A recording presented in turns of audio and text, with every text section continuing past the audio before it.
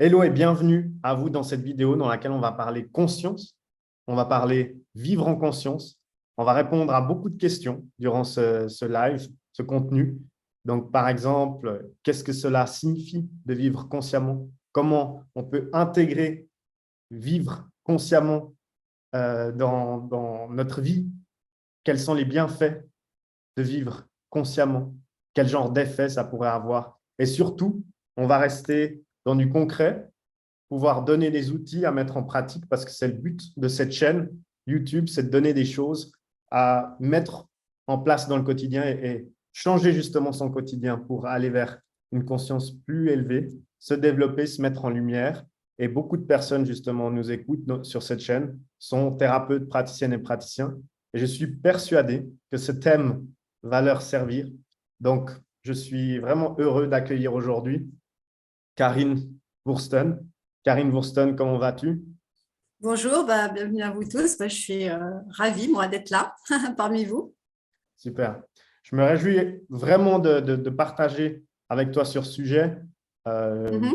je pense qu'il y a des pépites qu'on pourra partager ensemble à travers cette discussion, à travers la réponse à ces questions. D'ailleurs, si vous regardez ce contenu et vous pensez que ça peut aider certaines personnes qui sont thérapeutes, praticiennes ou praticiens ou non, n'hésitez pas à vous abonner à la chaîne, cliquer sur la notification, la clochette et partager ce contenu à quelqu'un que vous pensez que ça pourrait changer quelque chose à son quotidien. Parce qu'on est là pour ça, ajouter beaucoup de positifs dans la vie de beaucoup de personnes, rendre disponibles ces médecines alternatives, ces approches alternatives à plus de monde parce que de plus en plus de monde sont dans le besoin, bien entendu.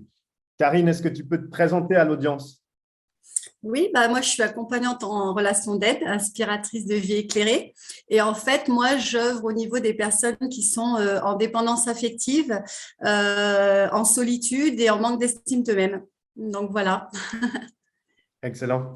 Super, ça va être plus que intéressant d'aller sur ce sujet et je te propose qu'on commence dès maintenant Mhm. avec la première question. Qu'est-ce que ça signifie en fin de compte vivre consciemment, vivre en conscience?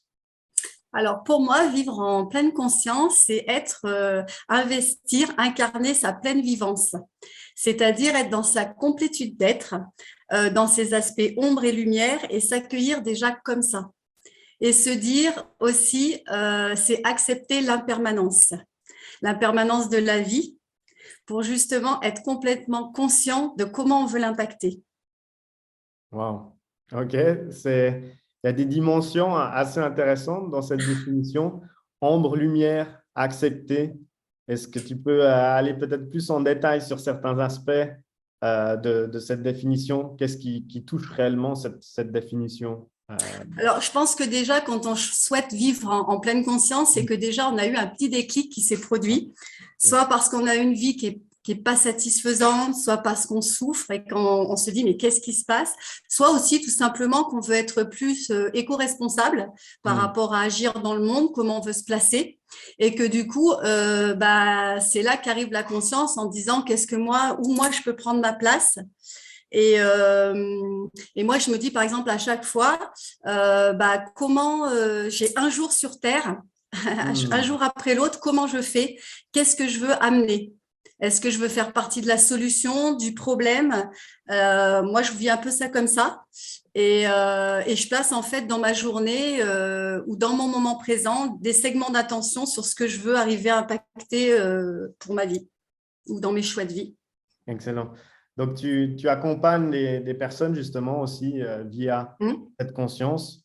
Euh, comment justement tu les aides? Comment on peut intégrer ça à notre quotidien? Tu viens de donner une petite astuce, mais je suis persuadé qu'on peut aller un peu plus en détail Mhm. sur comment l'intégrer au quotidien, quels sont justement comment on fait tout ça. Dis-nous en plus. Alors déjà, pour moi, ça part déjà de quand vous vous réveillez le matin, Yes. déjà d'être conscience d'être en vie, pendant que d'autres se seront peut-être éteints dans cette dernière, et de se dire, waouh, j'ai cette chance-là, donc il faut vraiment que j'en prenne absolument la pleine conscience et de le vibrer dans mes cellules.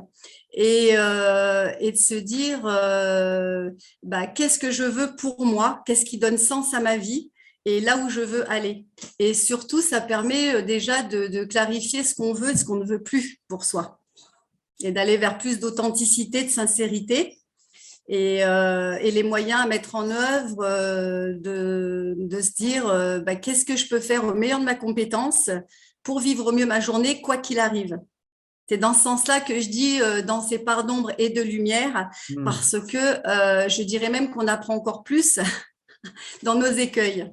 Et comment se positionner, tout part de là, comment on réagit et surtout c'est qu'est-ce que je ressens en moi. C'est ça, prendre conscience aussi d'être. Qu'est-ce que je ressens en moi pour être, entre guillemets, le maître du jeu, de la vie, maître M-A-I-T-R-E, mais surtout pour moi, le maître du jeu, M-E-T-R-E, et du jeu J-E.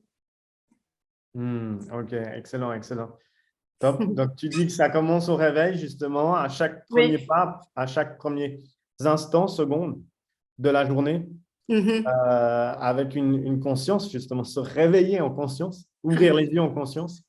Quelle est la suite d'une journée dans laquelle on vit en conscience, justement? Alors déjà, c'est remercier aussi, je ne l'ai pas dit, remercier justement d'être là, d'être dans son ici et maintenant.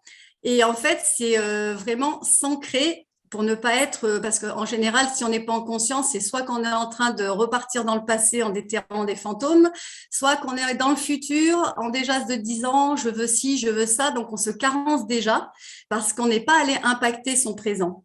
Et si on ne l'impacte pas joliment, on ne pourra pas faire fleurir déjà nos lendemains parce qu'on sera déjà en train de se carencer, d'être dans le manque, d'être dans la plainte, la complainte.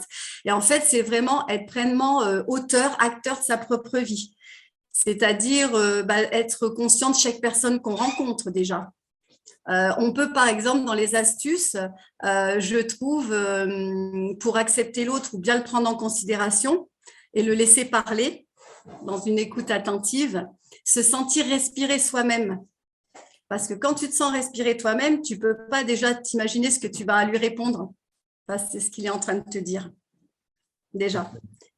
Et être pleinement conscient de te dire, je suis avec cet être humain-là, quel qu'il soit, et j'ai la chance de partager ça.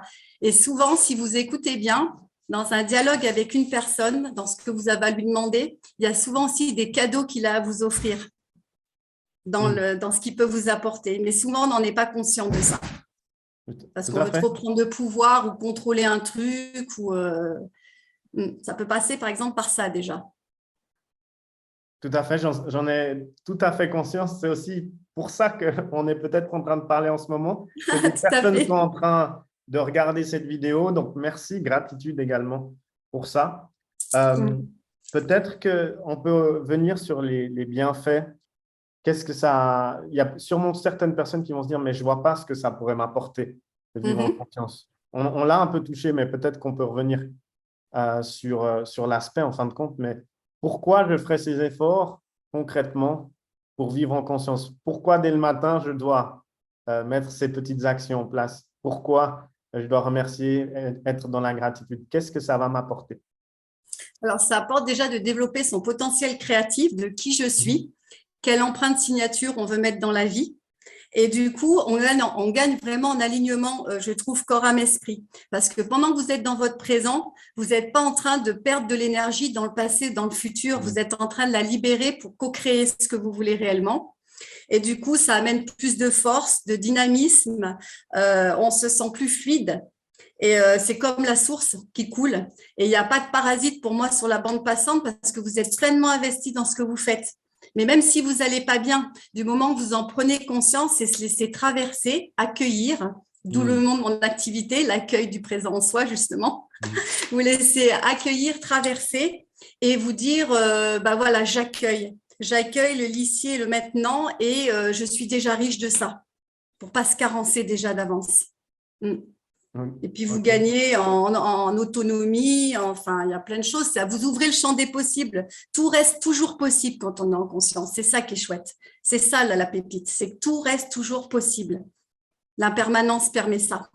Et là, on peut se rattacher justement aux personnes qui nous écoutent de nouveau, thérapeutes praticiennes et praticiens qui sont peut-être dans une période où la motivation descend, où on se dit, c'est impossible de développer une activité, c'est impossible d'attirer à soi des clients et je le vois en accompagnement, plus des centaines de thérapeutes par année, que ce coup de down, ce coup de bas, les montagnes russes en bas, eh ben, une bonne façon de pouvoir remonter ou bien de garder le cap, eh ben, c'est justement cette conscience. Et c'est super qu'on puisse partager ça parce que je sais que ça va aider beaucoup de personnes qui sont entrepreneurs, qui souhaitent le devenir. Donc, merci pour ça. Ce que je te propose, c'est qu'on rentre dans le concret, dans le réel, dans l'expérience, dans l'exemple. Et donc, peut-être que tu peux nous donner un exemple concret d'une personne que tu as accompagnée selon ton expérience, qui était avant peut-être avec un manque de conscience, peut-être avec un manque de gratitude sur chaque jour, avec des problématiques liées à ça et qui a su se connecter à se vivre consciemment.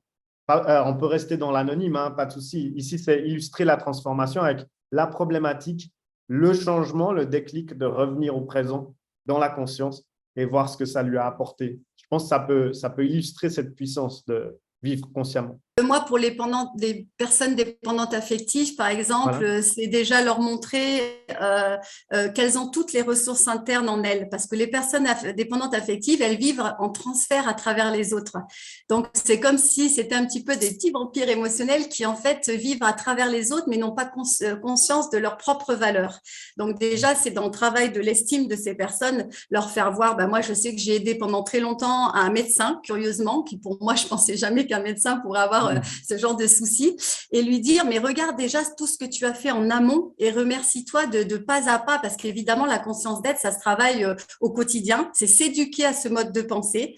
Je lui ai dit, regarde tous les mots que tu emploies, il faut qu'ils soient porteurs vibratoirement de ton essence personnelle unique. Ne cherche pas à coller à quelqu'un, sois toi-même, on est tous uniques, et il faut que tu comprennes, regarde, pour moi, tu es un médecin de l'âme, donc dans ce que tu développes, il faut que tu arrives à te dire de t'aimer toi-même pour ne plus être un puissant fin qui attend de l'extérieur toujours de la nourriture affective. Il faut s'ancrer, être soi-même. Parce que je lui expliquais toujours que ce que dit Bruno Lallemand, par exemple, qui mieux qu'une âme radieuse peut irradier autour d'elle. Tant que vous n'êtes pas centré en vous et que vous attendez une validité de l'extérieur, vous ne pouvez pas impacter ce que vous voulez. Donc, tout le temps, je lui disais, fais-toi claquer, tu te mets un élastique à la main, au poignet, tu le fais claquer et tu te dis, ah ouais, non, là, j'ai pas été en conscience. Excellent. Mais c'est aussi être en conscience, s'apercevoir que parfois on se dénie et qu'on se ment à soi-même. Tout est juste. C'est pas forcément être tout le temps dans le positif, mais se dire, ah oui, là, j'ai manqué à mes trucs, mais c'est pas grave. Je peux rattraper la chose parce que tout est impermanent et on peut impacter à chaque seconde. C'est ça aussi, c'est s'accepter dans ce qu'on ne veut pas être. Louise Bourbeau le dit souvent, il faut d'abord s'accepter dans ce qu'on ne veut pas être avant de pouvoir tendre à ce qu'on accède, à ce qu'on veut vraiment pour soi. C'est ça le truc. Et à force d'en parler, c'est de demander aux personnes dépendantes de poser des petites actions, mais aussi minimes soient-elles, et c'est des petites victoires à chaque jour pour se réestimer et se combler, mais soi d'abord. Ne pas être dépendant de quelqu'un tout le temps se reconnecter à soi, en fait. Se revalider, mais soi. Je trouve que c'est très important. Je ne sais pas s'il a pu répondre à ta question, mais… Oui, très bien. Peut-être qu'on peut venir, qu'est-ce que ça lui a apporté à cette personne dans son quotidien de s'être reconnectée, à faire claquer son élastique pour revenir à ça? Quels ont été ses bienfaits dans son quotidien? Qu'est-ce que ça a apporté concrètement à cette personne? Je pense que ça peut être intéressant, justement. Dans ce travail qu'on a fait ensemble pendant plus d'1 an et demi, en fait, il m'a expliqué, ça m'a réconcilié avec moi-même, dans le sens où j'ai retrouvé aussi mon enfant intérieur, ce qu'il voulait me dire et que je ne voulais pas écouter, ce qu'on se dénie souvent en pensant que, oh mon Dieu, si on va déterrer un petit peu tous ces cadavres là qui traînent en nous, on va… Mais non, en fait, c'est en allant piocher là-dedans, même si c'est au départ, ça demande un effort particulier, c'est vrai, c'est ce pourquoi il faut être accompagné. Après, c'est vraiment retrouver sa lumière et il a pu être, même avec ses patients, beaucoup plus à l'écoute, une écoute attentive, une écoute solidaire, bienveillante et aller au-delà de ses capacités, se révéler finalement à lui-même. Une fois regorgé de confiance, on peut se révéler et décupler plein de choses, faire plein de projets et c'est susciter ça dans le questionnement en consultation, des suggestions pour que le patient devienne lui-même vraiment décisionnaire de ses réponses finalement. Impacter ça, ce qu'il vient de découvrir. L'autonomie. l'autonomie, s'émanciper, oser croître, oser être soi tout simplement et faire fi du regard des autres. Voilà, c'est aussi apprendre tout ça. Les autres sont ce qu'ils sont. Je pense que de toute façon, il y a plein de synchronicités. C'est ça aussi. Quand on arrive à s'ouvrir à soi, on s'attire aussi une foule de synchronicités qui vous facilitent le travail. Et vous tombez toujours sur les bonnes personnes, sur le bon livre au bon moment. Être en conscience de soi, ça aussi amène une fluidité, quelque chose moi je le remarque, de beaucoup plus intact et vif dans vos prises de décision. Il y a aussi la méditation qu'on peut amener pour s'ancrer, pour la visualisation, pour amener encore plus d'impact et s'entourer de personnes élevantes aussi. Ok. Là, tu donnes certaines actions déjà, certains outils, les choses les plus puissantes à mettre en place, des choses concrètes. Est-ce que s'il y a quelqu'un qui nous regarde, qui souhaite vivre consciemment, mettre ça dans son quotidien, est-ce que tu pourrais justement donner quelque chose avec laquelle la personne peut repartir de cette vidéo pour déjà commencer ce travail par elle-même? Déjà, ça passe aussi par la respiration, se ramener à sa vivance et puis faire ce que j'appelle, moi, le scan corporel. C'est peut-être se dire à chaque jour, qu'est-ce que je ressens en moi? Où est-ce que ça tangue? Est-ce que j'ai mon cœur qui me serre? Est-ce que j'ai mal au ventre? Qu'est-ce que ça, chaque situation résonne pour moi? Par exemple, dans un conflit, c'est pas tant ce que l'autre nous fait, c'est qu'est-ce que ça nous apprend sur nous, sur nos blessures. Et c'est un travail, effectivement, qui est, faut le faire en constance, mais se dire comment moi je peux guérir mes blessures à travers ce que l'autre m'apporte. C'est un travail en miroir où en fait c'est des parties qu'on doit clarifier. C'est un peu comme dans le silence, dans la solitude. Quand elle est bien gérée, on apprend à se connaître et à savoir comment on fonctionne et ce qu'on veut pour soi ou pas. Une personne qui veut vivre en conscience, pour moi, c'est qu'elle veut être auteur de sa vie et donc elle veut mettre tous les moyens possibles pour se comprendre. Donc tout passe aussi par, comme je te disais, le ressenti corporel, les mots qu'on émane, parce que souvent on ne se rend pas compte qu'on se plombe direct, et aussi être conscient de ce qu'on fait. Je ne sais pas si ça vous est déjà arrivé, vous partez de votre boulot, vous mettez la clé dans le contact, puis vous arrivez chez vous, vous vous dites je ne me suis même pas rendu compte du trajet. Vous voyez ce que je veux dire? Ça vous est déjà sûrement arrivé, ça, parce qu'on n'est encore pas dans notre présent. On est en train de se dire, tiens, qu'est-ce qu'on va faire ce soir à manger, nos enfants, blablabla. Et en fait, c'est toujours se ramener, se recentrer sur soi, par tous nos sens. En fait, c'est ouvrir tous nos sens en même temps. On en a quand même 5 et on peut même voir plus. Et c'est un ralignement constant de ce qu'on veut être dans le moment. Et ça amène beaucoup d'apaisement, de sérénité, de calme, parce que c'est ce que le monde a besoin. Parce que si vous arrivez à être comme ça, pour vous, forcément, ça va impacter joliment votre famille, vos enfants. Vous allez arriver déjà, en fait, c'est incarner déjà ce qu'on veut être finalement. Et quand vous arrivez au boulot, déjà, vos collègues le sentiront, il y aura une espèce de pétillance, de dynamique, quelque chose qui va se dégager de ce que vous êtes en fait, tout en étant conscient de tout ça. Mais ça se travaille par contre pas à pas et au quotidien. C'est pas quelque chose, une formule magique comme ça. Ça demande quand même de l'investissement et de la motivation. La pratique régulière, effectivement. Oui. Ok.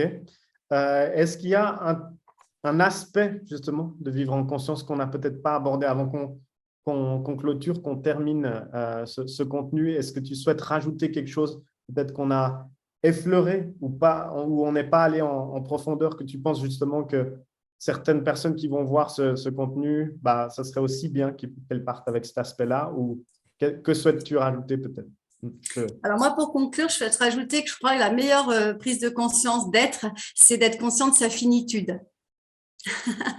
De sa finitude.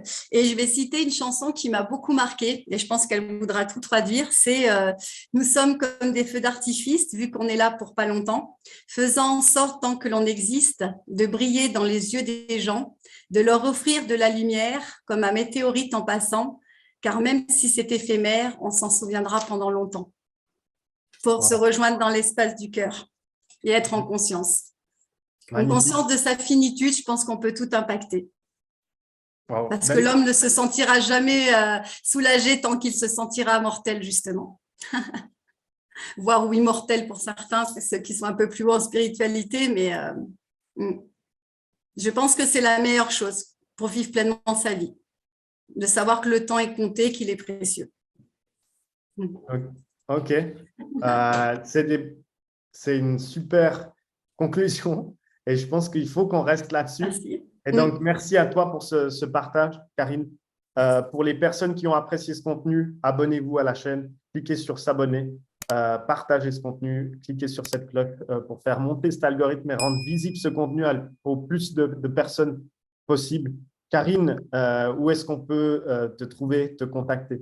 Alors, moi, l'accueil du présent.com ou l'accueil du présent @orange.fr ou avec mes coordonnées, je ne sais pas si je peux les donner ici ou en amont quelque part, enfin, je ne sais pas quelque part, mais On mettra en description et de toute façon, l'adresse de ton site internet, on la mettra également. d'accord. OK? Merci beaucoup. Yes. Namasté. Namasté. Merci énormément pour ce partage. Je pense que ça fait du sens. Je te souhaite une belle continuation et je te dis à très vite.